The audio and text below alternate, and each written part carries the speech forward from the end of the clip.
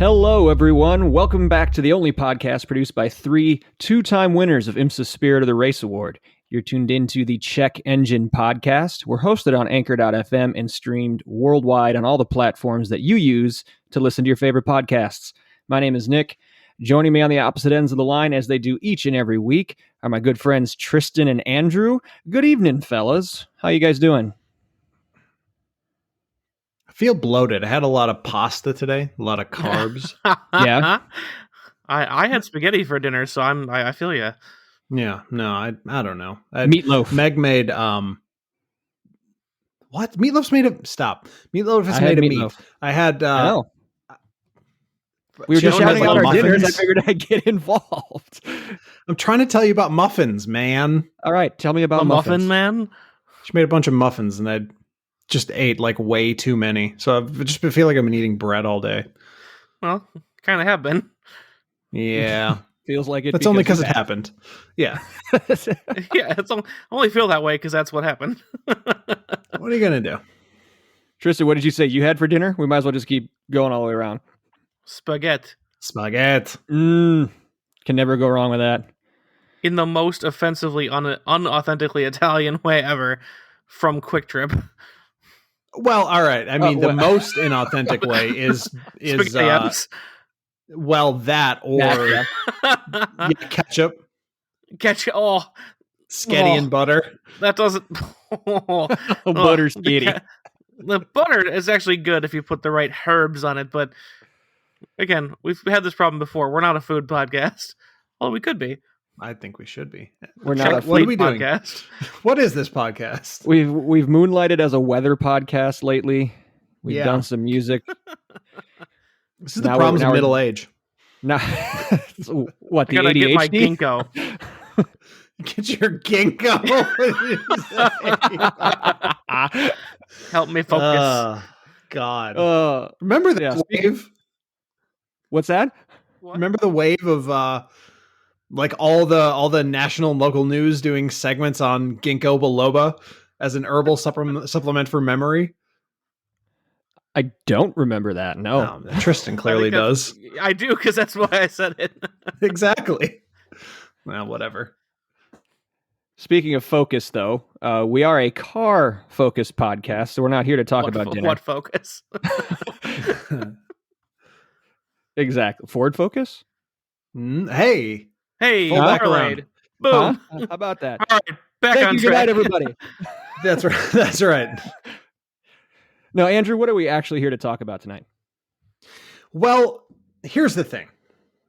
We're embarking on a season of culture. In so much as we're just going to complain about car culture until someone fixes it, but not us. So here's what I was thinking. I feel like between the three of us, none of us is particularly fond of car shows. Not like the big New York or Paris or whatever other shows there used to be that got canceled, but the Cars and Coffee style or Goodwood style or anything in between car show where people bring their cars to show them.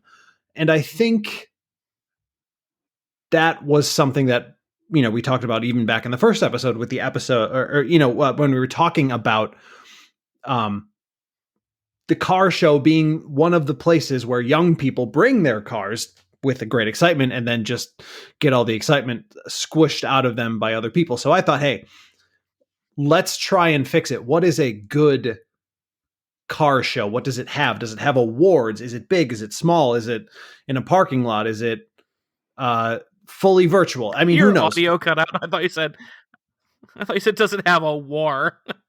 Does it have awards? Awards if you want a war, I mean, you could have that too. I figured that out retroactively, but I was like anyway. Like Race Wars, famously from Fast and Furious, Race Wars, right? So that fits in. That's a car show. Like car jousting. Well, it's a little further back.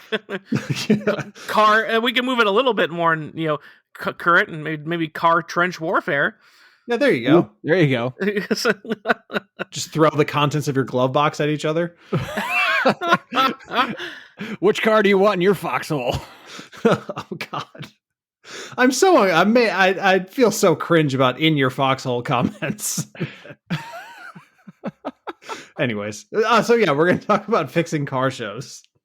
Not wars, not foxholes. Maybe wars, maybe foxholes. We'll see. But yeah, we're going to talk about our own, I guess, ideal state for a car show. That should be fun. That should be really fun. I actually don't mind too much about... we'll get into it later. We'll get into it. Before we dive into that main discussion point, does anybody have neat car news, pace lap news items we want to hit on real quick? I have two I guess two electric vehicle related things. Was one of them the one you tweeted? Because I almost died. Yes, and we're going to talk about that a little bit. But the other one, well, I guess I tweeted about both of these. So yes, the first one, Car and Driver, has referenced a study, the shocking, groundbreaking study that will surprise no one. The average EV owner drives half as many miles as other drivers. Imagine my fucking shock. That is strictly a function of space-time as we know it. Because if you have to spend that much time charging your car, you cannot go as far. Well, I think that's one thing. Yeah. And also they buy them because they don't go far. I think there's a causality loop. And I also think that they are very much third cars. I would be curious to look into that study more, and if that's total mileage by the family, or they just drive those cars half as far. Because I did read part of it, but I didn't go to like the study methods, which I do when I'm reading things like Nature, not when I'm reading Car and Driver. Because that would be my curiosity is like, do they drive their EVs half as far as other cars, or do they actually just the whole family just drives half as far? Because I would not be surprised about either of those things, because I feel like people who don't drive that far buy EVs, and people who buy EVs can't and don't drive as far. I know there are exceptions. There's, right, gajillion mile, Model S's. That guy who had the taxi in Quebec. Like, I get it. They're just doing it for the meme, right? Or their job. Well, literally, that's his job, is to drive around, and he chose a Tesla. Okay, so that's partially meme and partially like, yeah, you got to drive far, but it's a lot of in the city. The regeneration works for you, etc. But I think the reason people look for EVs is because they don't necessarily have to go all that far often. And then once you have one, you're disinclined to go that far. My favorite and first Twitter comment that I saw on that, Andrew, was, "Oh, wow, someone spent someone else's money to figure this out." That was going to be my first... That was going to be my first question here. My first follow-up is, who commissioned this study? I didn't even read it. And you know why? $40,000 grant. And then a vacation, and then I can give you results. I don't need to actually study anything. Right. Because you would have to go to California because that's where there are EVs, I heard. Hence vacation. Right. Yeah. Exactly. Yeah. So you could relate it to your study. Yeah, and then a California vacation, come back and tell you the obvious. Yeah. 40 grand and send me to Long Beach, and I can I'll have this turn around for you right quick. I mean, I guess you got to do that. That was my first thing. My second thing is more news of the unsurprising. Tesla has closed their forums, and they are launching what was called or is being called a social media platform, or a social platform on their website instead. And basically it's sort of like a more tightly controlled forum. And there's a lot to say about this, especially as someone who is interested in cars and also has an interest in the internet in general and the internet's impact on narrative. But what I tweeted about, what Tristan probably references, I quote tweeted the Autoblog story, and then said, "Hey Siri, what's the best way to fully control the public narrative of your brand?" Yeah. Because I mean, Yeah, that was. to So sort you of can jump only right into speak it. about. Yeah. Well, basically, the Go ahead. implication Sorry, Andrew. here. Go ahead. No, that's right. The implication here is essentially that Tesla, tired of having their brand slandered on their own forums, decided to put a shorter leash on them, put it on their website, and force people to do interaction that way. Like you can, upvote. I don't think you can downvote, et cetera, et cetera. And this is only going one way. This is going the way of universally positive coverage only for Tesla on their own website, which you can make one argument that that's what you should do on your own website, right? That's fair play, essentially. But I really think that it's just going to be ban world. I think they're going to have an incredibly aggressive mod team. And I think they're just going to axe people who say anything negative about Tesla.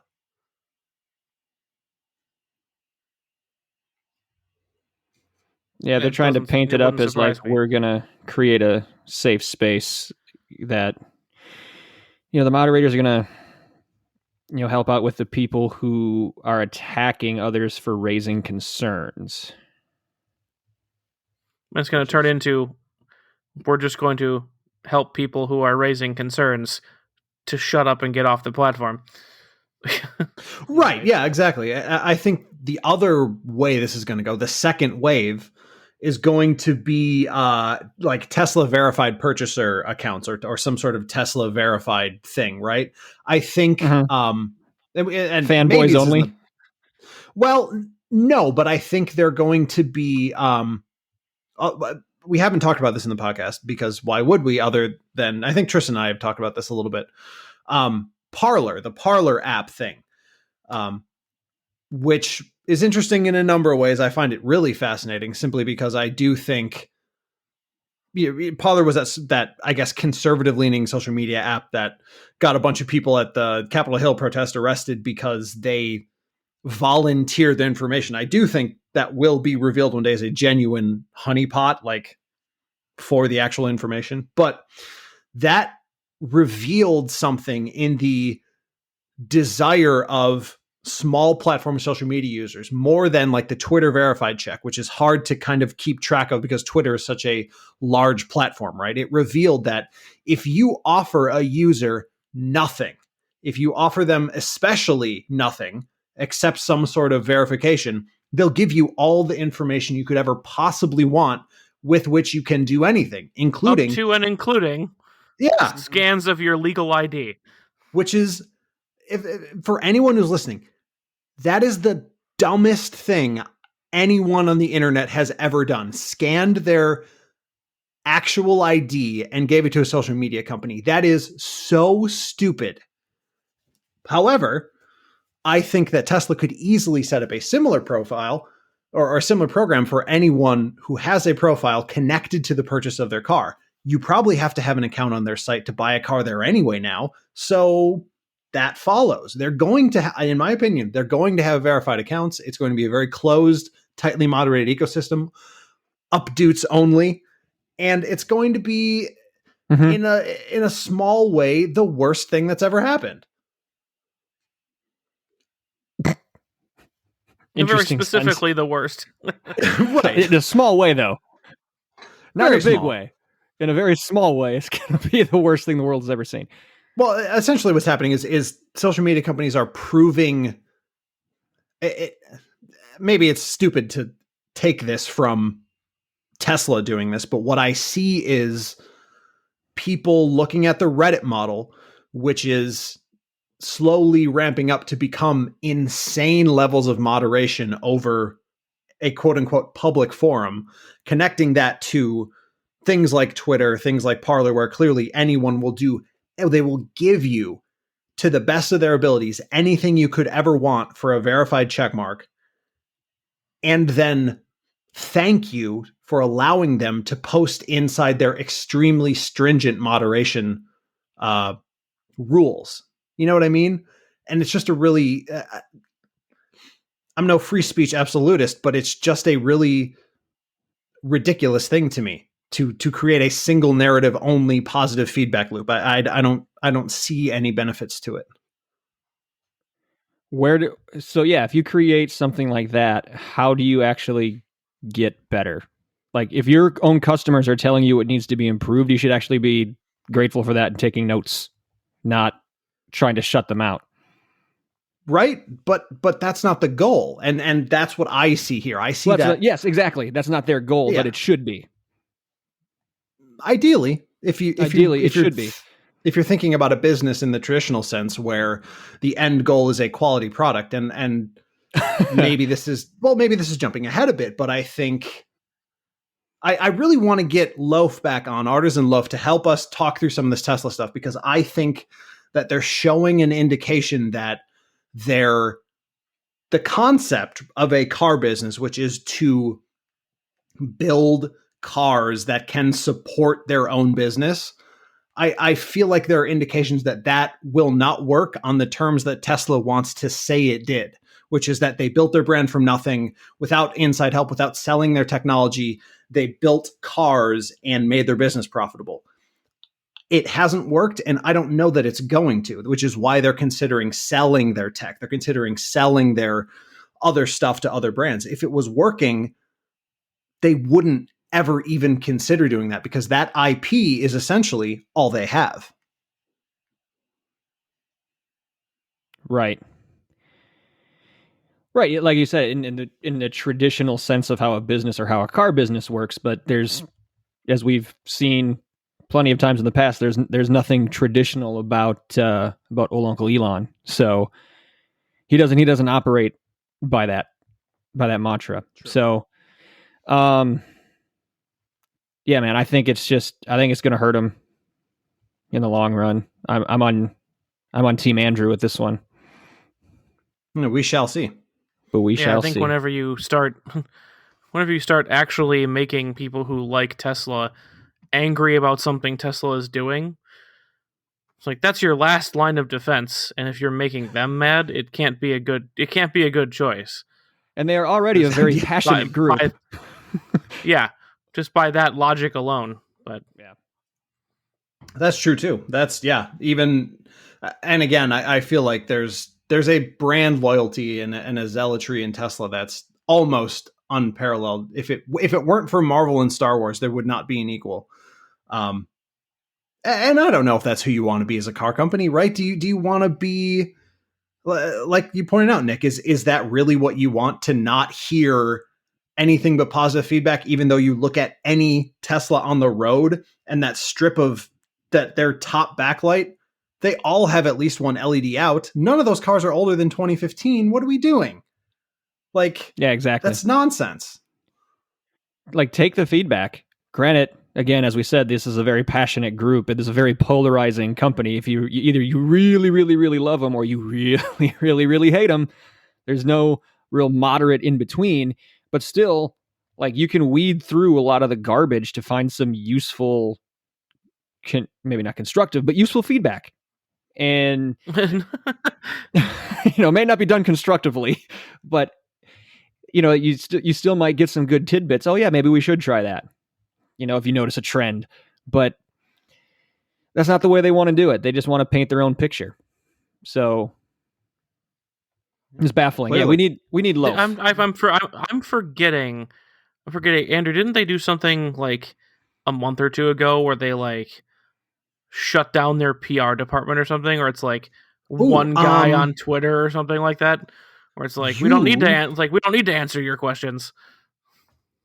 I think you're right. I'm going to look that up. Yep, Tesla dissolves its PR department October 2020. Dude, it's been a while. Wow. Come on. Come on. They can't be doing it any more blatantly. They just can't be. Crazy. But nice culture. But we, to pull back the curtain, we have our cameras on, and Tristan's is at like a 2/3 angle, and he just looked meaningfully into the camera with a nice slow head tilt. It was his Clarkson smug face. It was good. It gives it emphasis because I'm not always looking at it like you guys are. So if I turn and look, it means something. Yeah, it was good. Yeah. I also get quieter. So Well, yeah. do you think there would have been less backlash if they'd have given the forum groups more notice? Because from what I understand, they're like, hey, a week from now, this is all getting shut down. What if it was like a 30-day notice? Would it lessen the blow for all the people who are pissed off, or would it not matter? Well, I don't know. think it wouldn't matter because you're taking something away from the internet. Do it now, do it later. You're taking something away from the internet, and they hate that. So that's a good point. That's true, but I also don't know. I don't know what forums are really like anymore. In the old days of like 10 years ago, many long years. Yeah, in the before Reddit times, forums were generally incredibly tribal and hated even the smallest change. We're talking like theme changes. The mods changed the color. The mods changed the text color or like the way that italics slanted. Like the people would go ballistic, like nuclear war ballistic, ICBM crazy over these tiny little changes. And I would bet that it probably is no different today on forums. Like even Reddit has a lot of that. I don't know what it is. Tribalism, I guess, is the best word I can use to describe it. Yeah. Clannishness. Yeah, clannishness. Yeah, so I guess a long way of saying it didn't matter. They could have told them they were going to shut it down in a year. It would have been the same.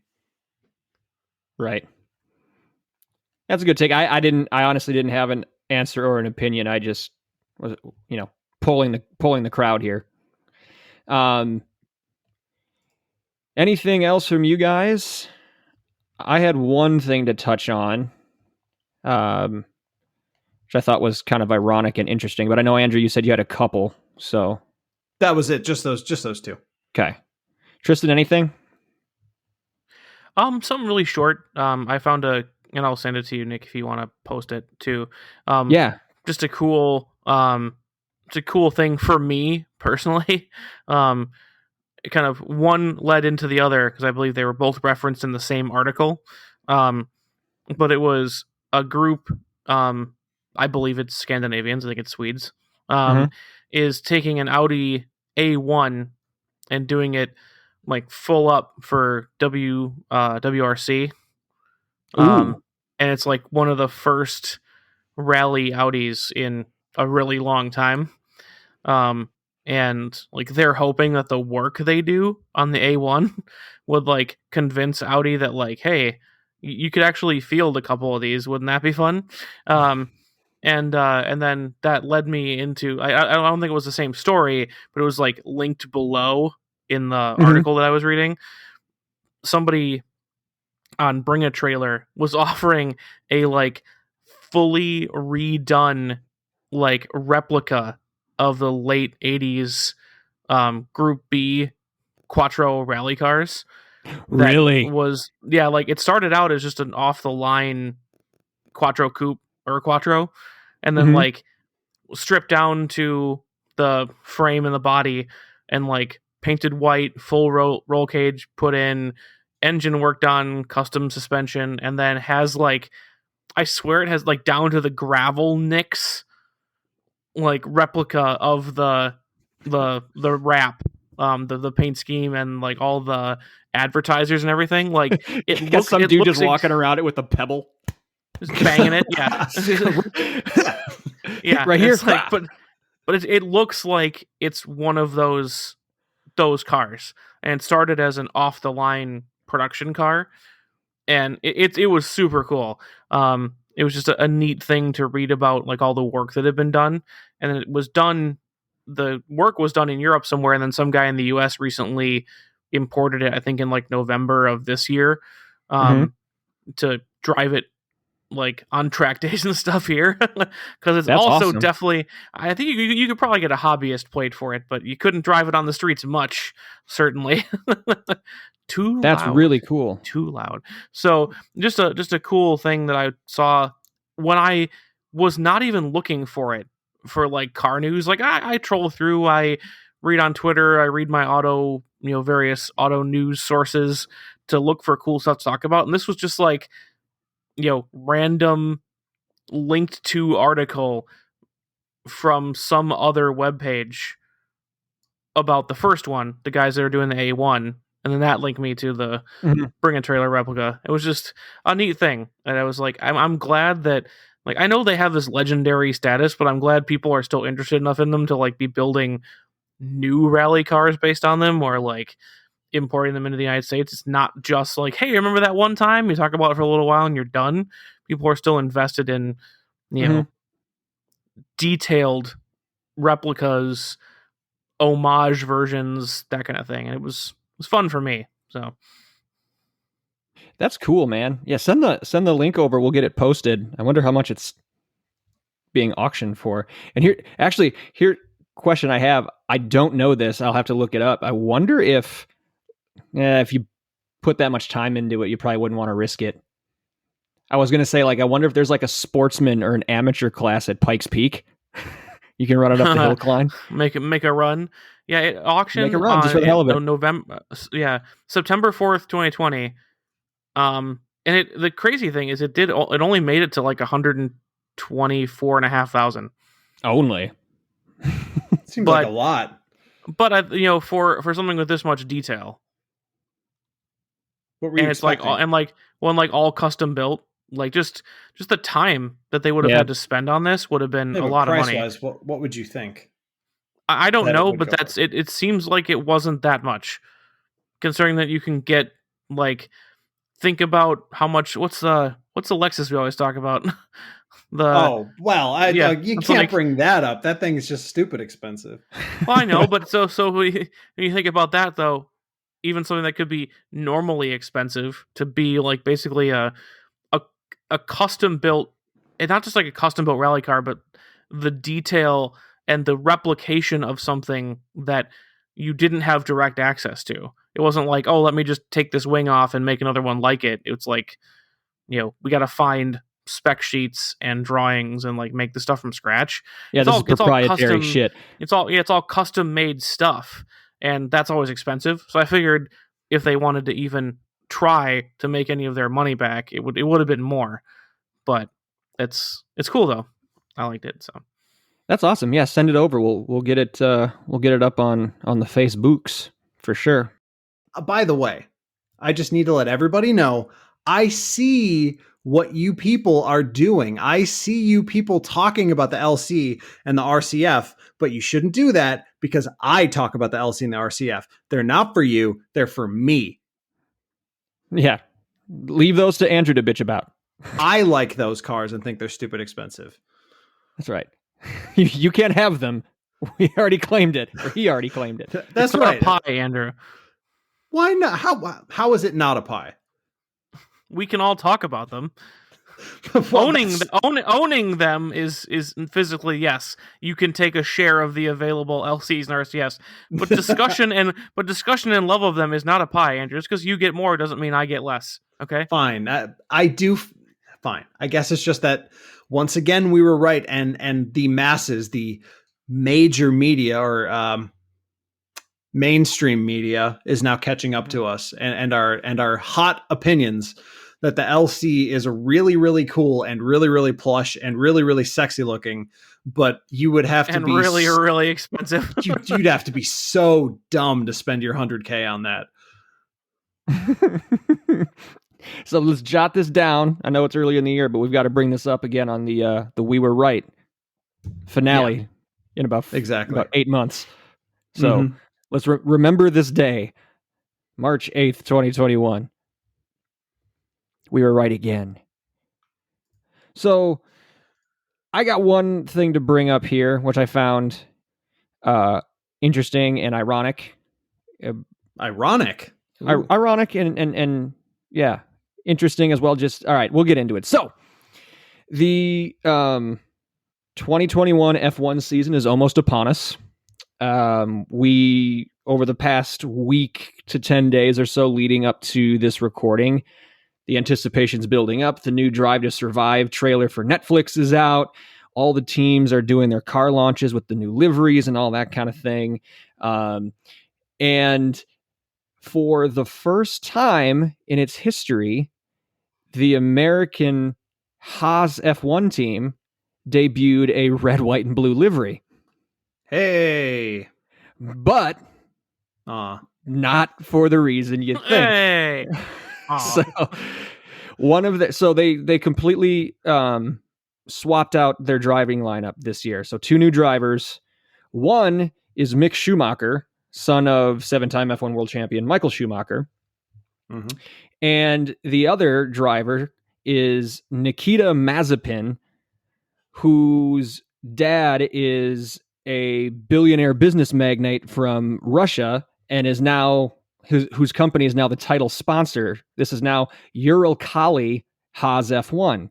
So the red, white, and blue on the American F1 team is a giant Russian flag. The twist! I was going to shit on you for not knowing what ironic meant. I was so ready. But you have what? Come on. I'm not as smart as you, but I'm not that stupid. Ironically, he did know. That is unbelievable. Yeah, and well, here's another thing. This is actually a loophole in some international sporting code because of the huge Russian doping scandal. No Russian athlete, whether it be track and field Olympic athlete or race car driver, apparently can compete officially under the Russian flag. So Nikita Mazepin, you can't have like the Russian flag next to your name when like the graphics come up on the screen and stuff. So officially, like it would be the Olympic, like the Olympics were the Olympic athletes from Russia. Right. But I thought that was just for that Olympics. Nope. Turns out Nikita Mazepin can't do it either as an F1 driver. Wow. But this ruling never said anything about car liveries. So now the entire car is a Russian flag. They can't say anything about being from Russia, but everybody knows what that flag looks like. Well, I'm absolutely mind blown by this. Have you looked it up? Did you see the car? No. I should. You should, honestly, and this, not for nothing, this is probably the best the Haas car has ever looked. But I made the mistake of going to images. Yeah, so it is the Uralkali Haas F1 team, the American F1 team, driving a giant Russian flag. Well, that's clearly not the proper blue or the proper red, let me tell you. That is it looks like chevron, but that is so interesting. I never knew any of that. That's what it is. I was going to ask you. It's like, that looks like something else. What am I seeing? Marathon, chevron. Marathon or chevron, yeah.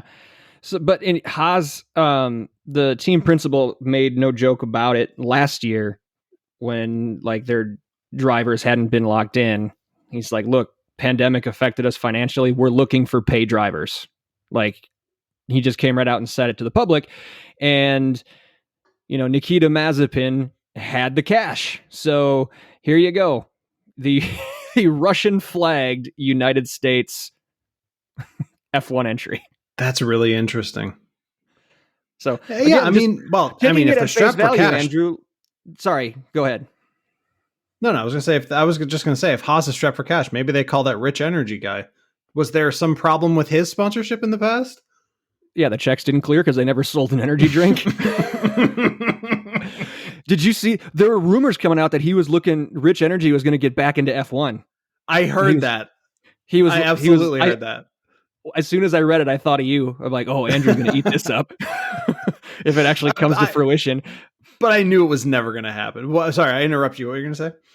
No, I said just looking at it for face value, the livery, like the lines, it doesn't look bad. That's good. I like it. I think it looks better than the Haas like gray and black that they've always had. or the Rich Energy Black and Gold. But as of 3 days ago, the World Anti-Doping Agency is investigating whether that actually complies or not. Ooh, so the livery may have to change anyway. That's what's the name and of that? how they're gonna put him on the TV. Like a lot of drivers have the flags next to their name in like the graphics on TV. Trying to figure out what that's gonna be too. Well, what happens? What happens? It's not going to happen because Lewis Hamilton's still here. But what if by some crazy lightning in a bottle chance, Nikita Mazepin wins? They play the driver's national anthem on the top step of the podium as part of the ceremony. Do they play the Olympic anthem? Like, what do they play?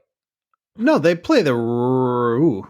I think they play the Russian national anthem at the Olympics if they won gold. Mm-mm. Well, they didn't. No, they played the Olympic anthem. The Olympic anthem, and they raised the Olympic flag. They didn't raise the Russian flag either. But as far as I know, F1 doesn't have its own flag or anthem. Maybe they play the Olympic team. Now's the time, guys. So they would get writing. Yeah, right. So they would play the U.S. anthem for the winning team, but if Mazepin ends up winning for whatever crazy reason, like, that'll be an awfully quiet podium celebration.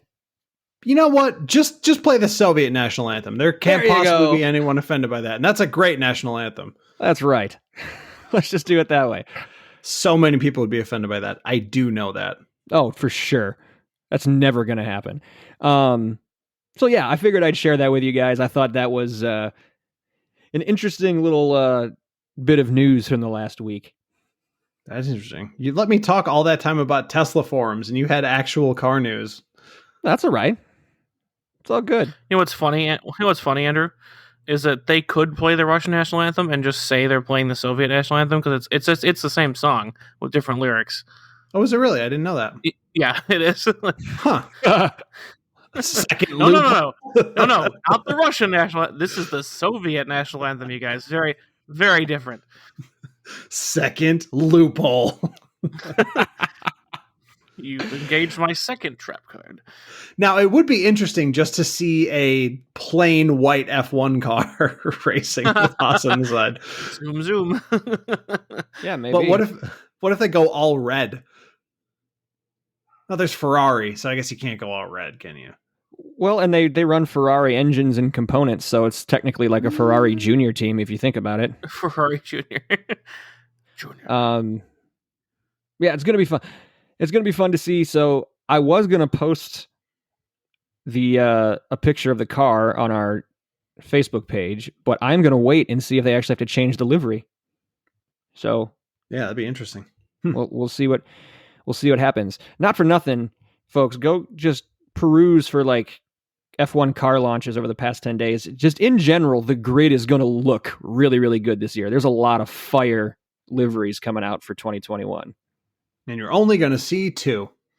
That's right. The two black Mercedes. Yup. But don't worry. I saw Andrew I saw Andrew on Twitter. You had saving this for later when someone called Vettel as world champion. Yeah. Well, just because they said they were posting it, so that they could be right later. I for what it's worth, in F1 now, half the field is racing Mercedes car from 2 years ago. So, Mm-hmm. Which Vettel is. Anything. So he's actually in good equipment. That's true. That's, I guess it's not, it's still early enough in the F1 season where you don't have to get down about the fact that the championship is predetermined, but it is. Yeah, it is. Anyway. Don't get down, but do it anyway. And I do like Lewis Hamilton. So I mean, it makes you feel like a contrarian whenever you are disappointed that, it's like a foregone conclusion that he's going to win. But is it any different in football now? Brady with 1 million rings, 10 Super Bowls in a 20-year career. You know what I mean? It's like, come on, what are we doing? Well, what's going to happen in the next 10 with Mahomes, right? Yeah, probably. Anyways, let's get into our car show discussion, shall we? Yeah, let me start here. I think just because there are so many different types of places where to show a car and so little differentiation in terminology, just everything is a car show.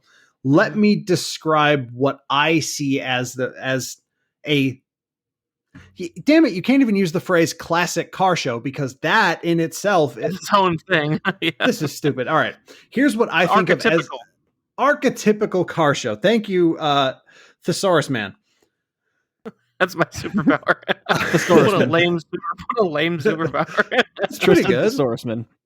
I'm pretty happy with that. I'd be quite pleased. You could help a lot of people, Tristan. Yeah. Don't sell yourself short.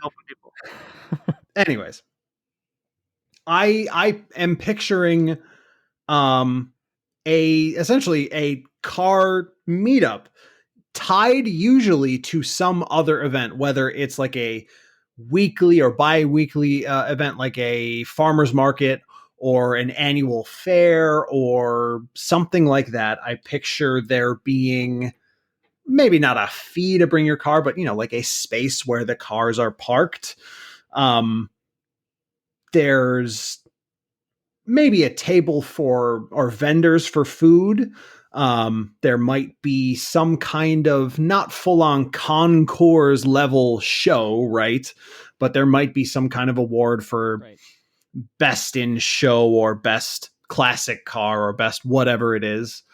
And I think while it's not key, it definitely helps if there's a unified event. Right. So that's kind of like the basic layout, whether it's, times where the judges walk by or afterwards, everyone like drives, they go on like a little drive or whatever. I think that helps. So that's the basic layout in my mind. Does anyone have anything to add to that? You kind of touched on what I was going to get into, but I don't know if you wanted to kind of roll through your perfect car show before we go around the horn, since you were rolling.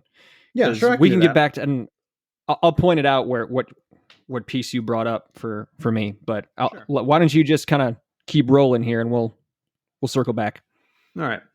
So for me, I think that some of the most interesting car shows I've been to, oddly enough, are the ones that were in some way themed.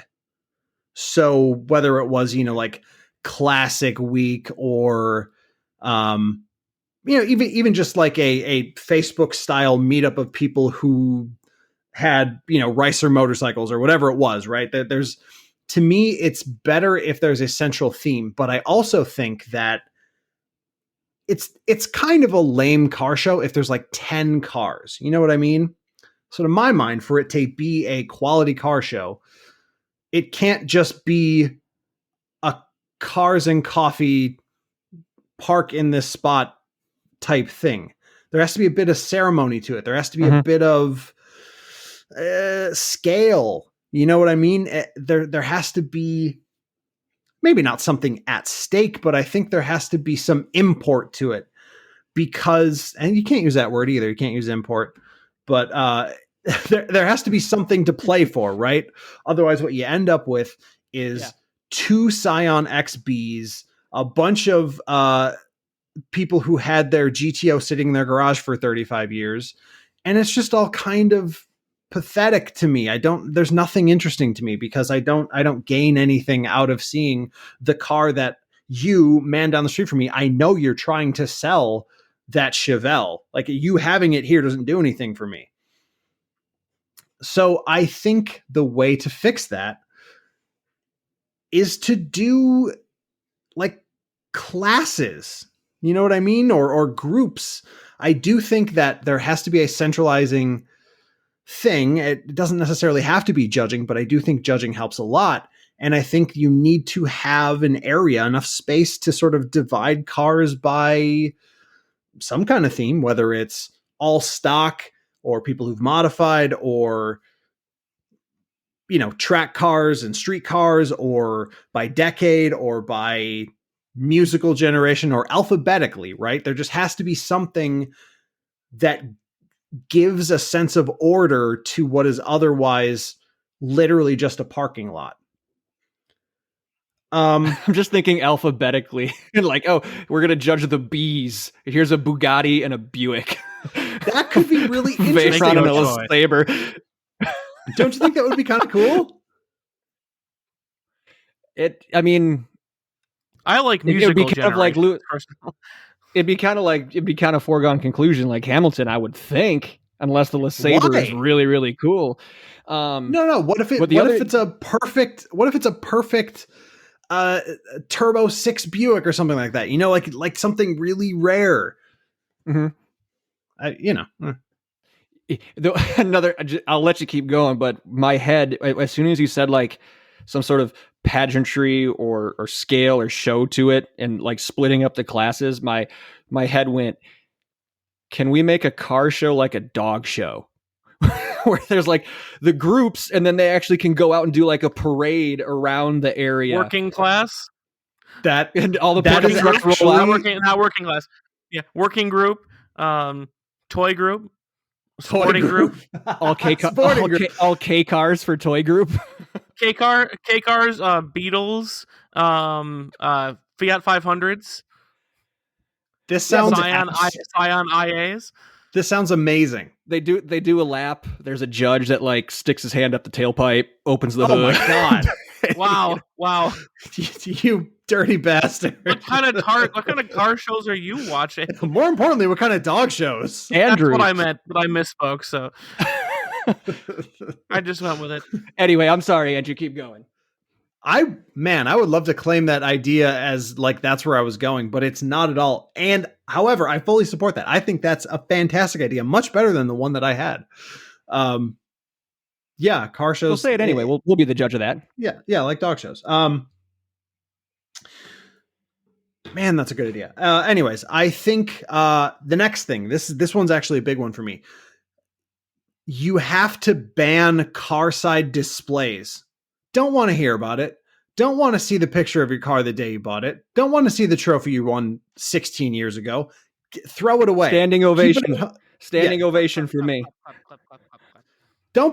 Standing ovation. I don't want to say don't bring the little car model because I actually kind of like that sometimes, especially the guys who got like the really nice, wherever it was, like perfect replica of the car in the actual color they have with the interior they actually have. I like that. But don't show me your original. I saw a guy who had his custom painted once. Oh, cool. Really? Like in which direction? Had the Matchbox custom painted to match his car. I like so that. They found like the original base color that was correct, but he had like the decals, like tiny decals put on it, and like had his driver name on it and all that stuff, like on the Matchbox car. It's like that's cool. That's really cool. I like that a lot. Yeah, and I think, I guess all of what I'm describing here is in service of making this car show something to see on its own merits, not just because you like cars, but because there's something to see besides the physical rubber and metal when you get there, right? This would make the organization a little different, right? You would be able to go to an area and see cars that only you like. It would take the focus, I think, off of the owners and kind of put it where it should be, which is, in my opinion, back in the car. So, in the spirit of that, you would also have to have probably food. I would love to see more local, small restaurants having little pop-up stands at car shows, especially if they happen to be food trucks or something. Yeah, something like that. Get a community involvement and make it a place to be. And I think, again, there's no better way to do that. You might have to hand out some trophies. Best in show, lowest ribbons. Yeah. Lowest slam. Everyone loves those. That might be something. The lowest ground clearance contest. Yeah. Quietest exhaust. That would be a fun one. Muscle car owners owned. Cleanest paint. I don't know. Something. and of course, obviously, all of this would be completely subjective based on whoever happens to be judging it. But I think that also kind of makes it fun. Maybe you even turn it into a social media style entry thing, right? If you can draw people, then you can build something, build an not a brand, but build momentum for your event by getting people involved in voting, or maybe that's the way you have it. Like you have a website for this. Yeah. Yes, that's what I was going to say when we're talking about voting. What if it's an app like that's associated with your organization? Here's the app, here's your location, here's the day of the show, and then the guests, the visitors to the show just vote for, what you just said, all those different categories: best paint scheme, best in each class, best in show. And then you don't have to worry about like a panel of judges. Like you said the cars show's about the cars, but like to give it a little more incentive for just the people who want to show up and walk around and look, like, hey, you can help determine the results of this thing. Just download this for free and put in your votes. Well, I think actually it's interestingly enough, this is going to be kind of a weird reference. I feel like this is a logical extension of the Motor Crush app. Do you guys know about that? I do not. I've heard of it. I have not seen it or used it. I used it just briefly. And I'm just trying to pull it there. So it's essentially something not too dissimilar from Drive Tribe, where the car is sort of like the focus of the community. But I think so. The theory is you can put your car show on Motor Crush, and other people who use Motor Crush will see it and right. Yeah, there are, it's also for sale listings and stuff like that. There are some elements of this. There's some sort of event leaderboard that I don't fully understand or know what it does. And there's also like clubs and stuff like that. I mean, I just think there's groundwork for a lot of this stuff, but to me, there needs to be a place that there doesn't even need to be an infrastructure created to hold this information, right? This sort of stuff can go on Facebook. This sort of stuff can happen on a completely neutral website, voting or links to, owner pages. Make a Survey Monkey page. Right, a Survey Monkey, anything like that. But there has to be something more to me than going to a parking lot and talking to Kyle. Like I don't like Kyle, and I don't like his car, and I don't care about the fact that his dad owned it. It doesn't help me. I still think if people are at your event for any amount of time, that's gonna happen. Like there's gonna be some time where the car art is not being presented for judging or anything like that. It's gonna be just sitting there, and there's gonna be people mingling. So I don't think you're gonna avoid that. Oh no, and nor should it be avoided. It shouldn't be banned to talk to the people. But I don't like that being the only thing to do, which is an impression you get, especially at small car shows. And in essence, that is all there is to do. You look at the car, and then you look at the man, and you see he has the look in his eyes. He wants to talk to you, and you just die inside. So yeah, might be specific to someone. That could just be my experience at that point. Yeah, I don't necessarily mind too much, but no, man, like there's a lot of really, really, really good ideas right there, which is weird because mine, in a lot of ways, is the opposite. Ooh, let's hear it. But like I could see myself thoroughly enjoying my time at your car show, Andrew. I like it. So we'll start by what's similar. I am 100% on board. You are not, if you have like a show car. Okay, so here's rule number 1 for my show. You need to drive it there. You cannot trailer it there. Ooh. Here's rule number 2. If it has won anything before, you can't just have the trunk open with all the trophies and ribbons laid out. Like, I don't care what you did before. It's not about looking at your trophies. It's about looking at your vehicle. Mm-hmm. So like much like, outside of the Matchbox car thing, which is cool. I mean, I don't care too much about the original bill of sale type of thing. Like, hey, I bought this 50 years ago or whatever it was. Like, okay, that's cool that you've kept it up. Okay, nice. You're old and you've kept a car for a long time. That is an accomplishment in some ways. However, don't care. Yeah, I mean, but That's what really not my car show. What really gets me is the people who like stand up so many trophies that you actually can't see the car on the other side of it until you like walk around the front, like to see what actually won so much. Like, keep those at home on your mantle or in your trophy case or whatever it is. Like, that's not the place for this. So I agree with you there, Andrew, 100%. But yeah, I want people to drive their cars to the show. Opposite of what you said, Andrew, I am not one who's looking for judging in any way. I'm not one who's looking for categorization in any way, because it goes back to what we were talking about. Was that the second episode we've done this year? I don't know, about the older generation gatekeeping the car culture. Like, I want you to bring what makes you proud. Is it a slammed 94 S10? Is it a 67 GTO? Is it a Ferrari F30 or F430? Whatever it is, like, bring it out and let people appreciate it. It's about, but you got to drive it there, because cars are meant to be driven, not just trailed around and shown.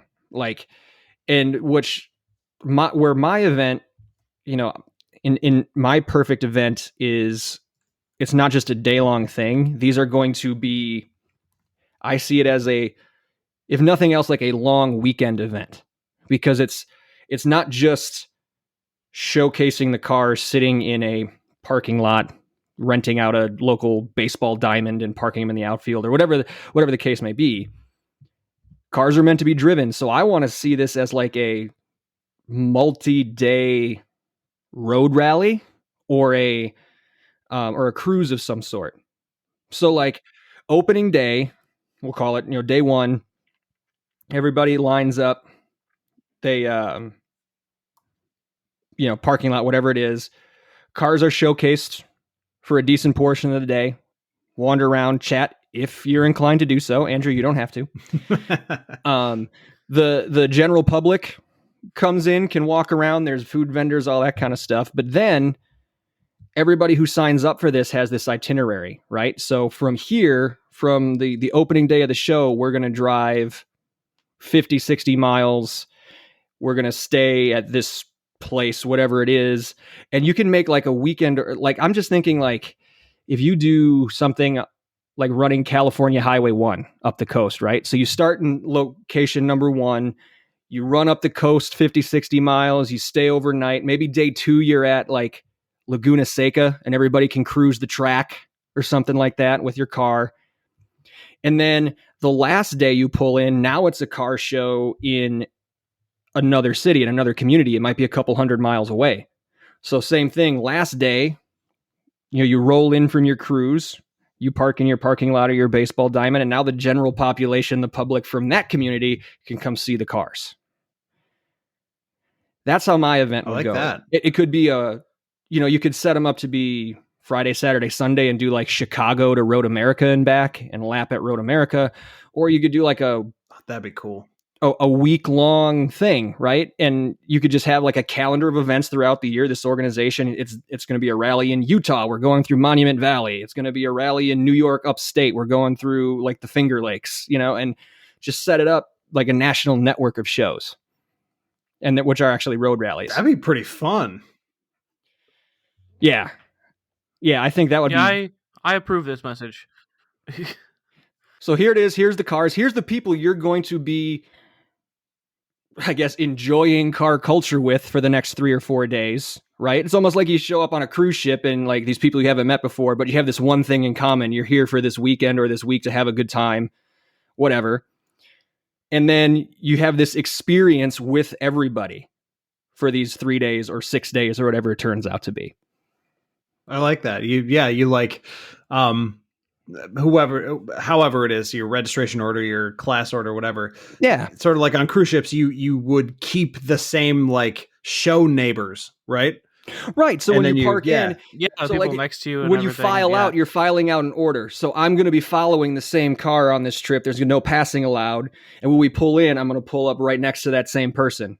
You know, it's like you keep the same room or the same. Yeah. I think that would be awesome. Ooh, I like that. I like that a lot. So it's not as much as a show as it's more like a full event, but it's like it's got like 2 half-day shows kind of bookending the whole thing. Yeah. Oh, that's sweet. That being said, Yeah, Andrews is so, awesome. Well, and it's interesting. It's interesting I went last because mine is kind of in the middle of those. So Of course it is. Shocking twist. Nick, one of the most fun car shows that I've been to was actually the one we had for our work picnic. It wasn't at Miller Park? Yeah, it wasn't huge, but it had like a whole wide array, everything from like a fully built 1,000 horsepower drag Camaro to some guy's 24-hour of lemons Passat that he built. Like like a caged kinda, 92 Passat. Yep, just like all the way from top to bottom, and there were goofy categories. Best paint, worst paint, most offensive decal, like that kind of stuff. So I like something with judging, but like none of it is like best car, right? Like because it's me and anybody who's Nick. Can we play this video game in co-op? No, I don't want to. Andrew, same thing, right? Yeah. All the way Let's from do the this N64, together. We're all in all the way from the N64 days to today. If I can't switch my controller over to your team on Madden, I don't want to play. But no real competition. But just some friendly, like interesting, like trophies that some guy. Somebody gets like the horse's ass trophy where, it's literally like a horse butt on top of the trophy. And like that kind of thing, like where it's fun and it encourages engagement with the other people and encourages engagement from the people who are coming to look. Because weirdly enough, people will take any kind of judging seriously. Like, I got to go look at all these because I got to figure out who has the most offensive decal. And right. And actually go look at the cars. So that's like my first part of it. And then so it's very much kind of like yours, Andy, where there is some reason to be there. It's not just like here's chunks of metal in a parking lot. Here's chunks of metal in a parking lot that we want you to go. If you want to, again, wouldn't want to push you, Andrew, but go talk to the people.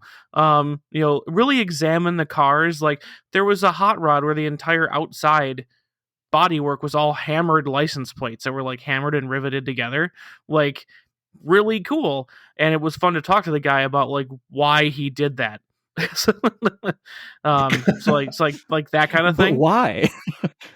But why? So it's an interesting, like put some interest in there to like kind of, I guess, more or less force people to really take a quote unquote critical look at the cars. And I think that's fun.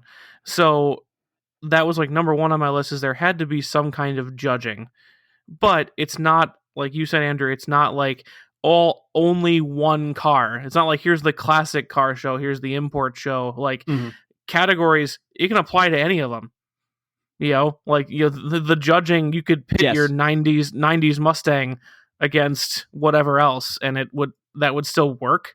So I thought that was great. I had a fabulous time at that show, and I am Andrew, kind of like you. I'm not really normally a car show guy. I was like, oh, fun, we're doing a car show at the company picnic, but I went to go look at it. It was actually really cool. And then the other part of it is, Nick, I'm definitely of the opinion that cars need to be driven. And Andrew, I was inspired actually by when, not cars, but when my dad, your dad, you and I would all go out riding together on the motorcycle. And it's like, it's my dad's 75 Honda, which is like the granddaddy of your bike at the time when you had the CBR. Mhm. And then like your dad's Harley, my bike, like all different manufacturers from mostly different countries and certainly different, points in time. And people just like going out and riding together and not like, oh, well, this is only the Harley guys or only the, Japanese motorcycle guys or Brit Yeah. bikes only, get out of here. And like that was fun, and people would ask like, that's kind of a motley crew you got there, what you got going on? And you'd get outside people interested. So that was kind of what came to mind with this car show, is like, if you have a 90s SVT Mustang, a Bel Air, tricked out E85 GTI, all these cars all cruising together afterwards, that is both fun, I think, for the people involved. And, we talk about why is nobody interested in car culture. You don't want to like, cram it down their throats.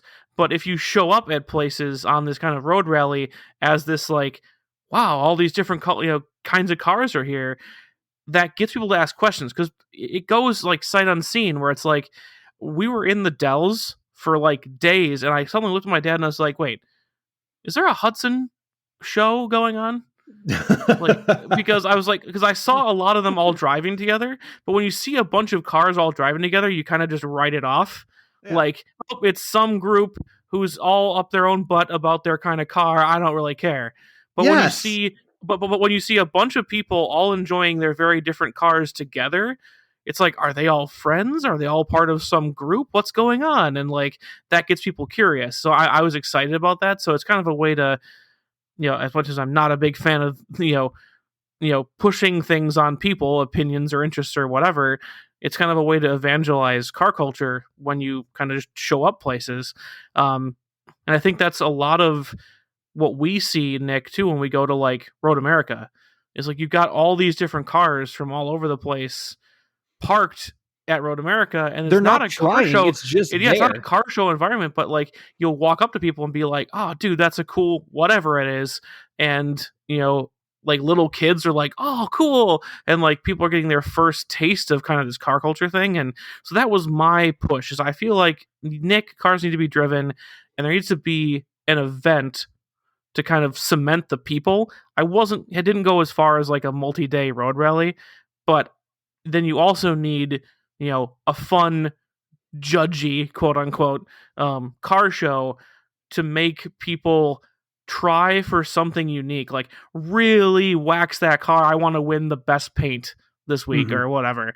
And I think that's, instead of just like you said, Andrew, some guy showing up with his XB at Cars and Coffee that is also his like daily driver, has 200,000 miles in rust, but like, I'm okay, you're proud of that car, I get it, but like, it's more interesting if there's some kind of effort to attain even some kind of bogus award.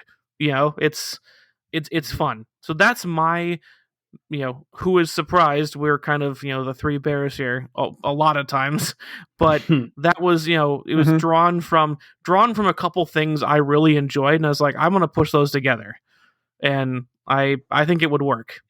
So I do think that's interesting that you bring up the motorcycle thing, Tristan, because that didn't occur to me at the time, but it probably should have. I mean, you're exactly right in saying that if there's a lot of one very similar thing, and I'm thinking like, go down to the local ice cream place. Sometimes they have, Harleys are more common. A bunch of Harleys roll in, or because they can fit in a condensed space. Yeah, or a bunch of old cars or whatever. Outside of noticing them, I could not care less that they just the interest pulled level up. is low. Yeah. Yep. But if you see a big variety, well, just the other day, like I was driving home from somewhere in downtown, and like on some back road, like a disused power station or some shit, there was like a modified Civic, and then like a plain what's the mid-size Chevy SUV? Not the Blazer, Equinox? the Equinox, like a newer Equinox, and then like a modded truck. And I was like, oh, what's going on over there? Even though they were just like three people in like an empty, shitty parking lot. It's sort of like, ooh, what's happening there? Is that something interesting? And there's something definitely to the optics of things not looking alike, moving or being together in a group with people clearly having some sort of shared experience that's so much more attractive than people who Yeah. I don't know. That was So the most. Well, I mean, go ahead, Andrew. I'm sorry. No, so you took a clearly break that's there. I thought something- you were done. Keep going. That's right. So clearly that's something we believe is in some way missing from what at least we think of as a car show right now.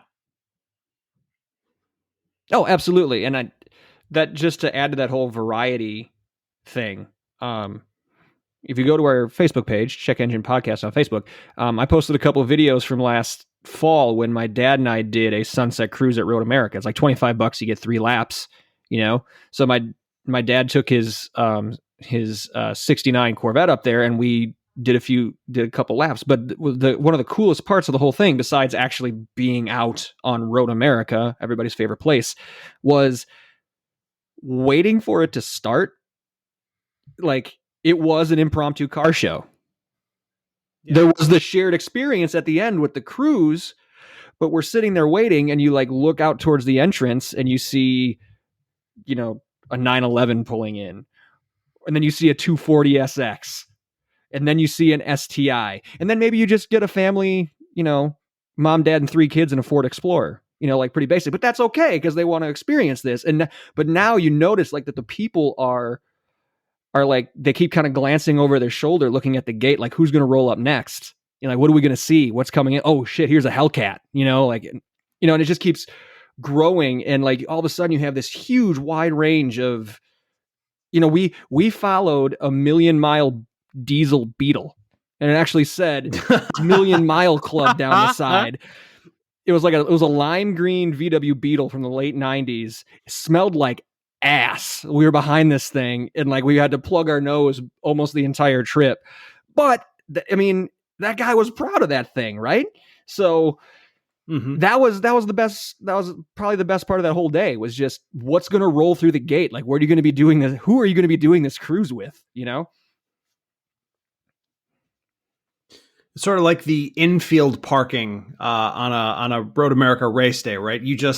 There's no way to predict what's going to be in there. I mean, we've seen in the infield at racetracks, we've seen some of the most expensive cars ever produced. Some of the rarest cars, LaFerraris.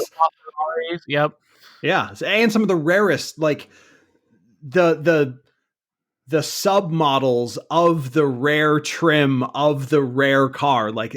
All this incredible shit. And that is, especially for me on some days, way better than the on-field action. It's like, there's just something about that. And whether it's that feeling of like stumbling upon, that you didn't find that car, right? But it's exciting to you because you've never seen it before. And it's almost like it came out of nowhere. It's like it grew from nothing. Yep. Absolutely. But it also wasn't necessarily forced upon you either. It was just by happenstance that you came across it. Yeah. That discovery, if you will, is part of the appeal. Yeah, definitely. Definitely. Man, I'm just there's so many, like, we could make a CEP car show network. We could figure out how to do this. It definitely feels possible. I just wonder, because I'm just thinking, like, how can we expand upon each of these ideas, or either bring them all together and make it all one big awesome thing, or can we have like different versions that we can go do? Because now, like, in my head, I'm like, oh shit, like we could do some sort of outreach with the road rally where it's like every mile that gets completed by all the cars gets like $1 donation to a charity. Now it's for a good cause. Or you can make like some sort of scavenger hunt along the route. That's like fun stuff. Like, you got to take a picture by this historical plaque, or you've got to order fried pickles from this, Jim Bob's roadside eatery, or like that's off the beaten path, you know? Like you can make so many other cool, fun things to do with it. That would be fun. I wonder if people would be interested. I mean, that's what it comes down to, right? We can talk about the things that we like, but surely we can't be the only ones who've had ideas like this. So the question for me is, although three of us came in roughly similar on the things that we want to see, right? We want to feel a sense of involvement. We want to feel that maybe it's something as simple as we don't want to feel that we're being the ones being gay kept, right? We don't care about what happened to these cars 30 years ago or 40 years ago. We don't care essentially what happened before we were born. Even 5 years ago, I don't care. We just want a sense of, we want to feel the weight of the meaning of the car to the owner, not necessarily the awards it won, which is, exterior. Like Exactly. Does the guy who won 10 Best in Show awards in his car, in his Mustang, does he love it as much as the guy who just bought his 2021 4-cylinder Mustang? Maybe he doesn't. He might hate that car. Maybe he doesn't. Or the guy who drove his diesel Beetle 1,000,000 miles. Right, exactly. Right. We're missing that too. So I lost my point there because I was rambling, but my point was this. Is there a lack of interest in this in other people, or is it just the path of least resistance to rent a parking lot and say car show? Well, I mean, it's good that we have social media accounts that our listeners can get back at us and let us know what they think. That is true. So we should probably let them know where to find us, right? Definitely. So we want to hear your opinions on what would make your perfect car show. Does anything we just talked about for the last 45 minutes plus interest you at all? Or are you coming from a completely different direction? So reach out and let us know. You can do so from our email address, inbox@checkenginepodcast.com. You can find us on Facebook, as I had already mentioned, searching Check Engine Podcast. Andrew, where can they find us on Twitter? At Check Engine Pod. I'm trying to move away from being just a meme account and into sassy retweets. Sassy. Mm-hmm. Bring that sass. Coming out of your cocoon. That's right. Morphing into something else. Metamorphosis. Tristan, is our Instagram account morphing into anything else? It's trying to morph into an Instagram account. Hey. Yes, that again, maybe I'll get lucky and get some pictures now that I'm traveling again. I might actually be able to get some in this upcoming week, but we'll see. But if you care to see where any of the photos that we might find, and hopefully once we can get back out and about this summer, cross your fingers, we'll get things picked back up at Check Engine Pod on Instagram. There you go. So be sure to like, follow, share, post, DM, reach out how when you can. You can ask us questions to answer on the air. You can let us know what you like or dislike. Tell us about your perfect car show. Give us other topic ideas for episodes. So get in touch with us. We appreciate it. Thank you. So, guys, is there anything else we want to discuss to put a bow on this episode before we get out of here? Or do you think we left it in a good spot? I think we left it in a pretty good spot. I'm just amazed that we came in so similarly on essentially the themes that we think are missing from current car shows. That's not something I expected, because I honestly thought between the two of you, one of you would sort of like I don't know how to describe the atmosphere in a way that doesn't sound mean. If I say like old school, that kind of sounds mean, right? Because the car show has been essentially unchanged since whatever that George Lucas movie did with the cars. Yeah. But I don't know. I think we've poked at there being something missing, and maybe, just maybe, my opinion on the theory about gatekeeping in car culture has been a little bit changed by this discussion. That's good. I think a big admission of possibility. Mm-hmm. that's rare from Andrew. Mark No, this it's date not. down. I'll even take that, much less the admission of an actual change. I am a full practicer of the Hippocratic Oath. I will change my opinion at any time. No, I just always bail on use the excuse of, Andrew, you'll get the whale biologist. I will science. Once there's new evidence, I feel I need to retain my right to change my opinion once there's new evidence. Of course. That's going to be interesting. Yeah. So that's my wrap up. Yeah. I mean, I think the big overarching theme it came down to was some sort of shared experience, whether it be the act of judging in a fun way or a serious way, whether it be the act of driving a cruise event or whatever it is. It can't just be, here's a car, look at it.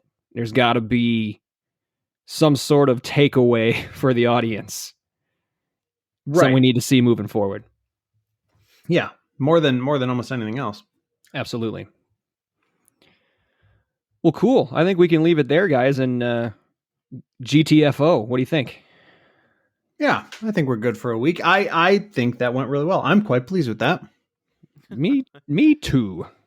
Yeah, I think it was a bit of an unexpected outcome for me. Mm-hmm. Mm-hmm. So, yeah, folks, thanks for sticking with us today and every episode you listen to. We appreciate you listening, but we don't want you just to listen. We want to interact with you. So we already mentioned how to find us online on the socials. Also, on that streaming platform you're listening to this on, be sure to leave us a review, preferably a good one, 4 or 5 stars if you don't mind, and or hit the subscribe button. It's free.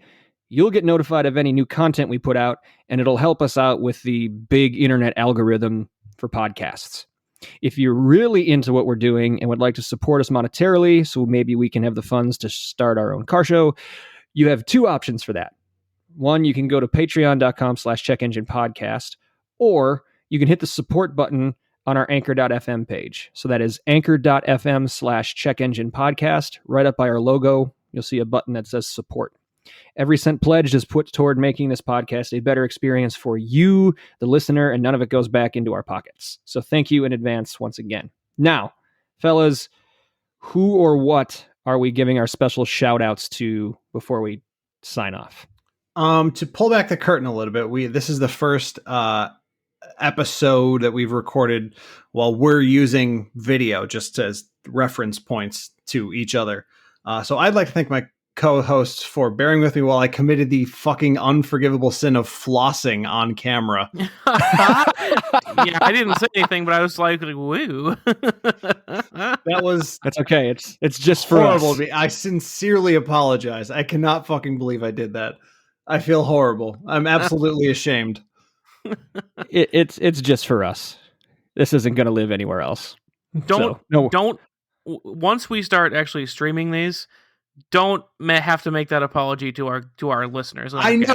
You don't need to apologize to me, but pre-apologize, I guess. I don't know. I do feel fucking horrible. Oh God.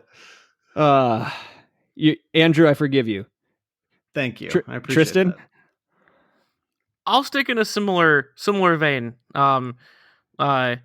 Thank you, you two, for bearing with me as I make, because there's a little camera lag, visibly, like, in my opinion, off-putting and hilarious faces as I hear noises in my house that I hope are not coming through the microphone, like, ooh, or I see the dog tail walk behind me, and I go, why is he out? Why is he out here? Like that kind of thing. Just I'm clearly just making faces, and it is not to mess with you guys. And I'm glad you were so very professional about it. You know me. Yeah, that's what we're all about. We're so professionalism. I would like to give a shout out to my godson Camden, who just celebrated his golden birthday. He was 6 on March 6th. Hey. So happy birthday, early Camden. Golden birthday. What's that? The early golden birthday, the ones that you can really enjoy. Yeah, he got it out of the way pretty quick, and it was a great time. Pizza, great gifts, great company, and yeah, I they live a couple hours away, so we don't get to see them that often. So any chance I get to go up there and hang out with a little guy, I always enjoy it. So Camden, happy birthday from your Uncle Nick. We hope you enjoyed it. Hope you enjoyed my Pikachu present that I got you and the Pokemon cards.